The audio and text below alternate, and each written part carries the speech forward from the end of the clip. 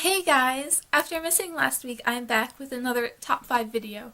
Because November is going to be Nonfiction November, I am co-hosting a readathon that I will be announcing somewhat soon. I decided that for all of October, my top 5 recommendations were going to be nonfiction themed. Today I'm going to be recommending 5 nonfiction authors whose works I recommend in general, rather than just pulling out one specific book that you might enjoy. The first nonfiction author I'm going to recommend is Erik Larson. A lot of people who enjoy nonfiction have read Erik Larson or have heard of him. He writes historical nonfiction. These books aren't creative nonfiction. They aren't telling a subjective story.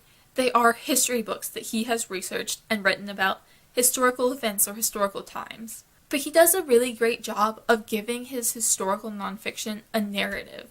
It does almost feel like creative nonfiction because he writes his books like novels. I think you could genuinely go into his books not knowing that they were nonfiction and think he was just writing a novel. They're really well done and really interesting. I've enjoyed the one that I've read so far, and I do have plans to read all of his works. This is The Devil in the White City, which is about the World's Fair in Chicago and the serial killer in 1893. I haven't read this book yet, although I do have plans to very shortly as soon as I finish In the Garden of Beasts, which is the first book I'm reading by him, and he also has Deadwake about the sinking of the Lusitania. I highly recommend his books if you want to read historical nonfiction, but you kind of struggle getting into the genre because it can be very dry and not very story-driven. While these don't actually have a plot because they are historical nonfiction, they are written very much like a novel, like they would have a narrative, because he is telling the story of these events and these people. So I would highly recommend picking up one of his books if you're trying to get into more historical nonfiction, but you're turned off by some of the dry storytelling. Next, I'm recommending Bill Bryson. He wrote A Walk in the Woods, and he's very much known for his humor in his books. I read this in high school, and this is probably the one I'm cheating most on because I haven't read much by him, but I do find his writing really funny. I read this when I was a 16-year-old girl, and he was writing about himself as a 35-year-old man who was out of shape, married, and hiking the Appalachian Trail, so I had nothing in common with him, but I found this book hilarious. He's one of my father's favorite writers, I believe. Everything I've read by him, which is pretty much just this book and then some excerpts from other books, are really funny and just thoroughly enjoyable. They're sort of memoir-esque, but he's not telling a memoir of most of his life. He's picking a specific event or a time period that he's experienced. Like with this, he's telling the story of how he hiked the Appalachian Trail as an out-of-shape 35-year-old with a man he hadn't seen in 20 years. He just feels very down-to-earth, very self-deprecating, and I find his writing style just really enjoyable overall. So if that sounds like something you're into, and you're into more of a backwoodsy type adventure, this book is really good, but I'd also recommend looking into some of his other works because I just really enjoy his writing style.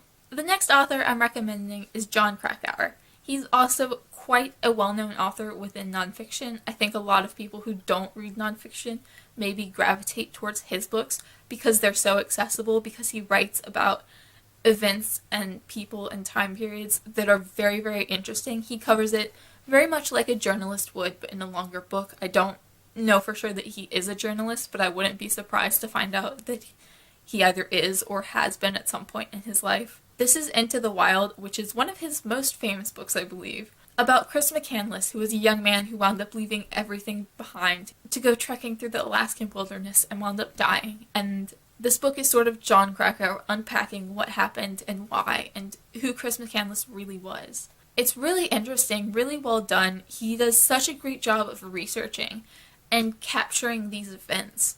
He is telling a story. That's why it feels more like journalism than a historical nonfiction book that's just telling an event.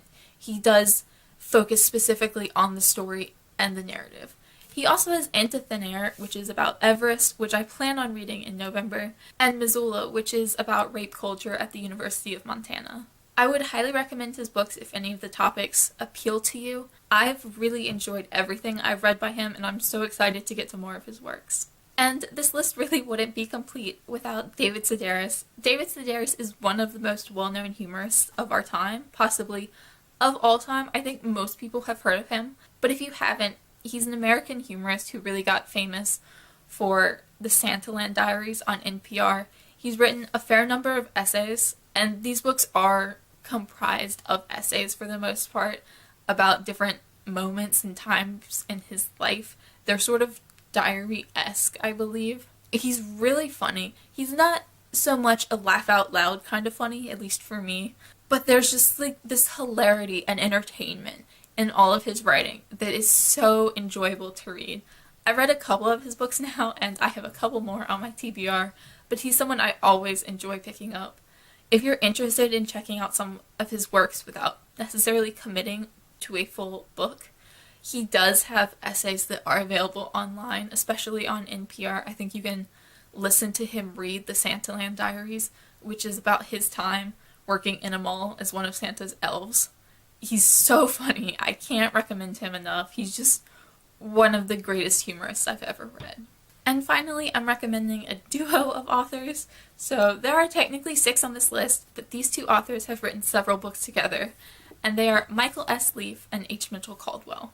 Yes, this is a law book. Yes, they write law books together. But you can read these books even if you aren't knowledgeable of law. I know nothing about law. I read these books when I was in high school as a teenage girl, and I thoroughly enjoyed them.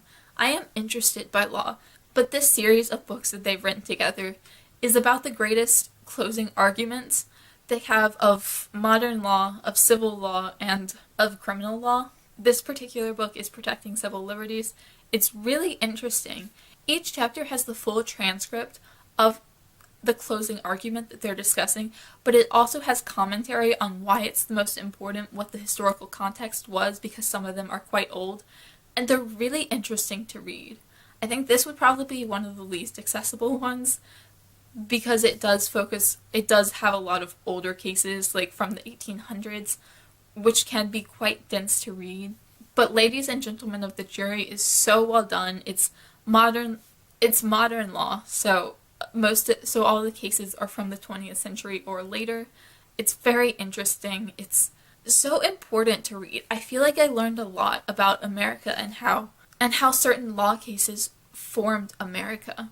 This particular book covers such cases like Karen Ann Quinlan and the Right to Die, Susan B. Anthony's Right to Vote, Larry Flint, who was the porn king who basically went up against the preacher for free speech, and Carrie Buck, who was forcibly sterilized for being feeble-minded, which actually happened in Virginia. And the fact that I've literally never been taught about that anywhere other than this book, I've never heard it talked about in any class, and it happened in the 20th century in my state, is kind of astounding and horrifying. I learned so much from this in high school, and I'm so glad I read it, and I would highly recommend this book or any other book that the 2 have written together.